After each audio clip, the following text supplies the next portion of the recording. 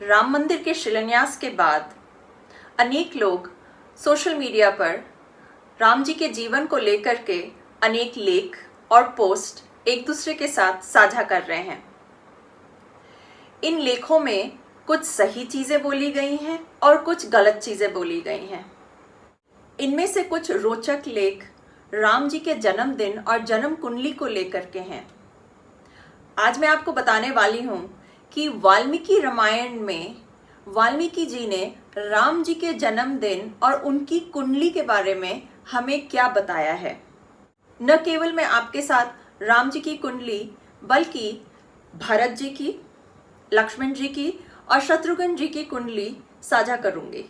इन सारी कुंडलियों के बारे में हमें वाल्मीकि रामायण से ही पता चलता है। तो चलिए देखते हैं राम जी की कुंडली कैसी थी।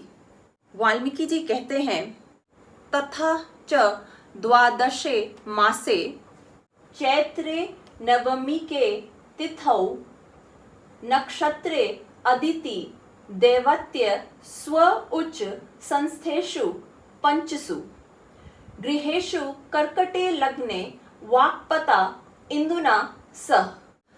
हिंदी में इसका अर्थ इस प्रकार है, 12वें मास में चैत्र के शुक्ल पक्ष की नवमी तिथि को पुनर्वसु नक्षत्र एवं कर्क लग्न में कौसल्या देवी ने दिव्य लक्षणों से युक्त सर्वलोक वंदित जगदीश्वर श्री राम जी को जन्म दिया।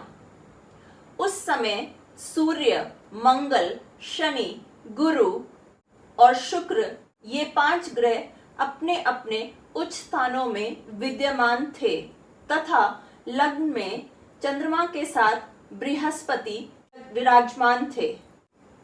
अदिति देवत्य का अर्थ पुनर्वसु नक्षत्र भी होता है। चंद्रमा को संस्कृत में इंदु भी कहा जाता है।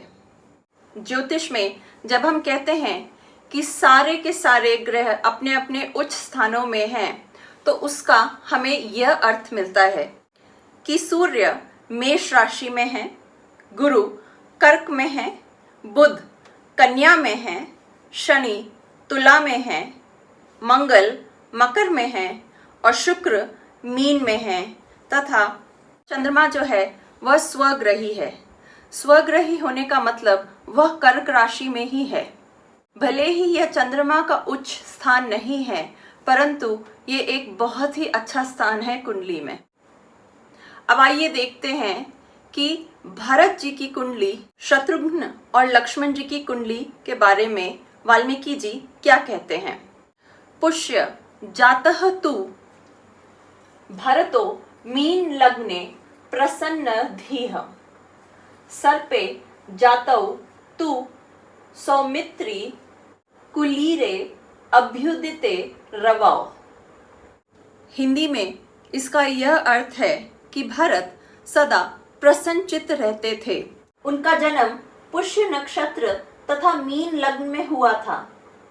सुमित्रा के दोनों पुत्र अश्लेषा नक्षत्र और कर्क लग्न में उत्पन्न हुए थे। उस समय सूर्य अपनी उच्च स्थान में विराजमान था। अगर हम ध्यान देंगे तो हमें पता चलेगा कि सबसे पहले श्री राम जी का जन्म पुनर्वसु नक्षत्र में हुआ था, जो कर्क राशि का एक नक्षत्र है। उसके बाद भरत जी का जन्म पुष्य नक्षत्र में हुआ था, जो भी कर्क राशि का एक नक्षत्र है। कर्क राशि का आखिरी नक्षत्र है अश्लेषा, जिसमें शत्रुघ्न और लक्ष्मण जी का जन्म हुआ था। आपके लिए मैं एक बार फिर से ये कुंडलियां स्क्रीन पर दिखा देती हूँ। याद रहे, जब हम सर्प कहते हैं तो उसका मतलब अश्लेषा होता है। चंद्रमा हर राशि में लगभग 48 से 60 घंटे रहता है। यह 2 दिन से ज़्यादा और 2.5 दिन से कम के बराबर का समय होता है और चंद्रमा की गति 24 घंटे में 12 से 15 डिग्री की होती है। 24 घंटों में लग्न पूरा एक चक्कर सारी राशियों में लगा लेता है। इससे हम यह अनुमान लगा सकते हैं कि रामचंद्र जी के जन्म के ठीक 24 घंटे बाद लक्ष्मण और शत्रुघ्न जी का जन्म हुआ था, क्योंकि तीनों के लग्न कर्क राशि के हैं। अंतर केवल नक्षत्रों का है। राम जी पुनर्वसु नक्षत्र में जन्मे हैं और लक्ष्मण और शत्रुघ्न जी अश्लेषा नक्षत्र में जन्मे हैं। वाल्मीकि जी ने भी स्पष्ट लिखा है कि सूर्य उच्च का था जब लक्ष्मण और शत्रुघ्न जी ने जन्म लिया था। इसका यह मतलब है कि अन्य किसी ग्रह ने भी अपनी कोई राशि नहीं बदली थी राम जी के जन्म के समय से लेकर के शत्रुघ्न और लक्ष्मण जी के जन्म के समय तक। रामायण में यह भी स्पष्ट लिखा हुआ है कि राम जी का जन्म तब हुआ था जब दिन बढ़ रहा था। इसका यह मतलब है कि वे सुबह की संध्या के समय और उसके पश्चात एवं दोपहर की संध्या के समय से पहले की समय में पैदा हुए थे। एक दिन और रात जो कुल 24 घंटे के होते हैं, उनमें 4 संध्याएं आती हैं। सूर्य उदय और सूर्यास्त पर एक एक संध्या, रात के 12 बजे एवं दोपहर के 12 बजे के आसपास 2 और संध्याएं मानी जाती हैं। दिन में कुल 3 संध्याएं होती हैं। सुबह और शाम की संध्या में गोधूली मुहूर्त होता है और दोपहर वाली संध्या में अभिजीत मुहूर्त होता है। क्योंकि कि राम जी के जन्म के समय में दिन बढ़ रहा था, ऐसा शायद मुमकिन नहीं है कि वे दोपहर में अभिजीत मुहूर्त में पैदा हुए थे। उनका जन्म सुबह में ही किसी समय हुआ था।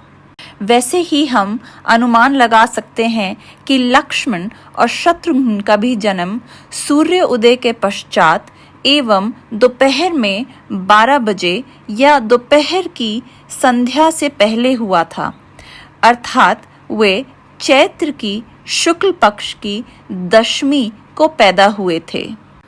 दूसरी तरफ भरत जी का लग्न मीन राशि का है।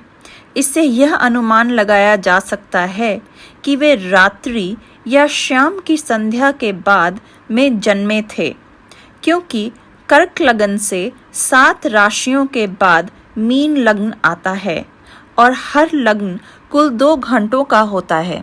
इसलिए वे राम जी के जन्म के कम से कम 14 घंटों के बाद जन्म लिए थे। आशा करती हूँ आपको यह जानकारी पाकर अच्छा लगा।